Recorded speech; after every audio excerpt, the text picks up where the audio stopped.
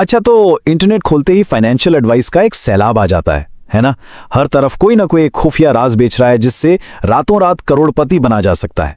लेकिन इस सारे शोर शराबे में क्या दौलत बनाने का कोई सीधा साधा काबिले भरोसा रास्ता भी है?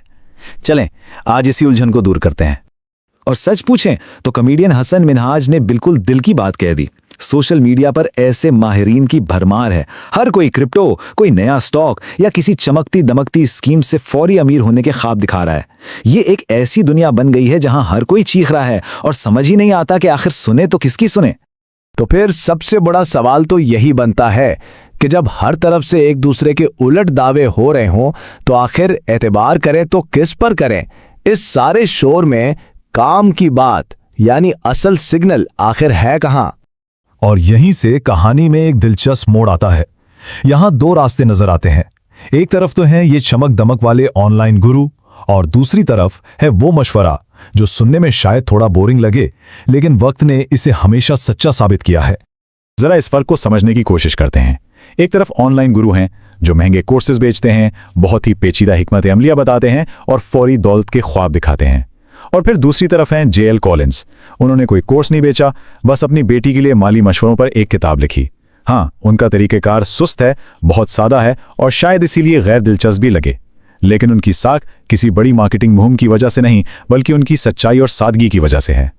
और सच तो यही है कि हम में से ज्यादातर लोग अपनी शुरुआत हुसैन मिनहाज की तरह ही करते हैं। पैसे कहाँ रखें, उन्हें बढ़ाएं कैसे, ये सब कुछ एक बहुत बड़ी पहेली लगता है। अब जूतों के डब्बे में पैसे रखना सुनने में तो मजाक लगता है, लेकिन ये उस गहरे खौफ और बेयकीनी को जाहिर करता है जो अक्सर लोग अपने पैसों के मामले में महसूस करते हैं। को सवाल यह है कि लोग गलत मशवरों का शिकार होते ही क्यों हैं? अक्सर इसलिए कि हर कोई किसी एक जीतने वाले पर, एक विनर पर दांव लगाना चाहता है। लेकिन किसी एक कंपनी पर अपना सब कुछ लगा देना कितना खतरनाक हो सकता है, इसकी सबसे बड़ी मिसाल सीर्स की कहानी है। सोचें जरा, ये अपने वक्त की अमेज़न और वॉलमार्ट दोनों को मिलाकर जो बनता है वो थी। उन्होंने दुनिया की सबसे ऊंची इमारत सीर्स टावर बनाई, ये उनके उरूज की निशानी थी। और फिर क्या हुआ?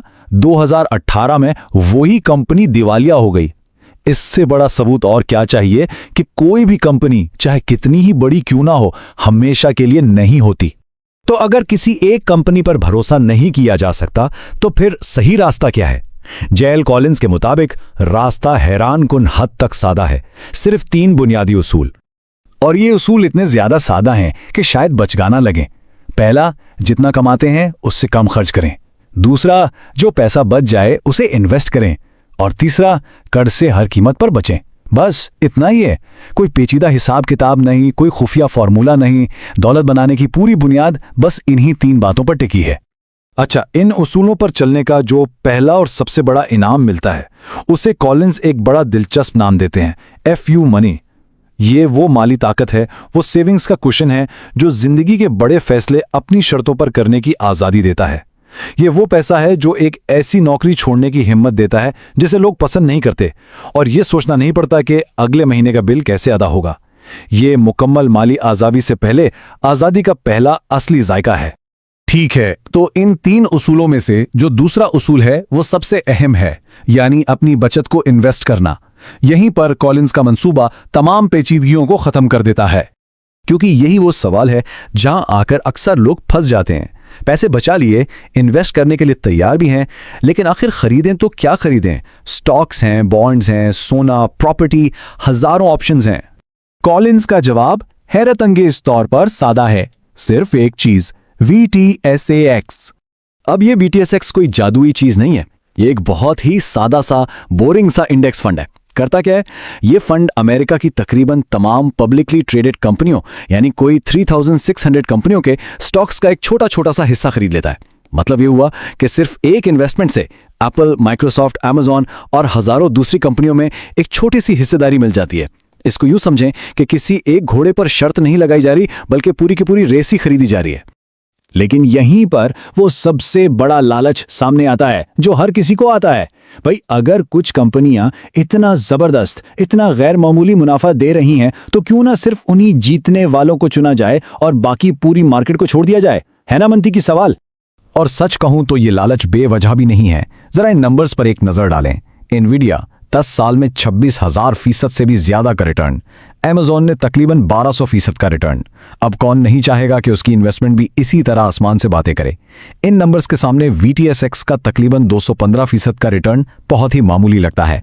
लेकिन यहीं पर JL कोलिंस का जवाब आता है जो सारी बहस को खत्म कर देता है। वो कहते हैं ये बिल्कुल हैरत अंगेज है और अगर पर होते तो उड़ा भी जा सकता था। तो सवाल यह है कि 10 साल पहले कौन सा ऐसा जादुई आईना था जिसने ये बताया था कि एनवीडिया ही वो कंपनी होगी। और असल बात यही है, पत्ते की बात यही है कि मुस्तकबिल कोई नहीं जानता। और ये बात हमें स्टेबाजी यानी स्पेकुलेशन और सरमायाकारी यानी इन्वेस्टमेंट के बुनियादी फर्क तक ले आती है। देखें, स्टेबाजी में जैसे कि बिटकॉइन हो, सोना हो या आर्ट, पैसा इस उम्मीद पर लगाया जाता है कि मुस्तकबिल में कोई आकर इसकी ज्यादा कीमत देगा। जबकि सरमायाकारी में जैसे कि VTSAX के जरिए स्टॉक्स में पैसा उन कंपनियों में लगाया जाता है जो असल में कुछ बना रही हैं, सर्विसेज दे रही हैं और मुनाफा कमा रही हैं। तो एक तरह से एक जुआ है और दूसरा कारोबार में हकीकी हिस्सेदारी। चलें, मान लिया कि मंसूबा बहुत सादा और जबरदस्त है, लेकिन एक चीज है जो बड़े से बड़े बेहतरीन मंसूबों को भी नाकाम कर सकती है, और वो है खौफ, मार्केट के गिरने का खौफ। और वो एक खतरनाक सोच जो हर क्रैश के वक्त आती है कि नहीं, इस बार हालात वाकई मुख्तलिफ हैं। लेकिन अगर तारीख पर एक नजर डालें तो एक पैटर्न नजर आता है। सन 2000 का .com बबल, मार्केट तकरीबन 46% गिरी। 2008 का आलमी मालियाती बुहरान, मार्केट 56% नीचे गई।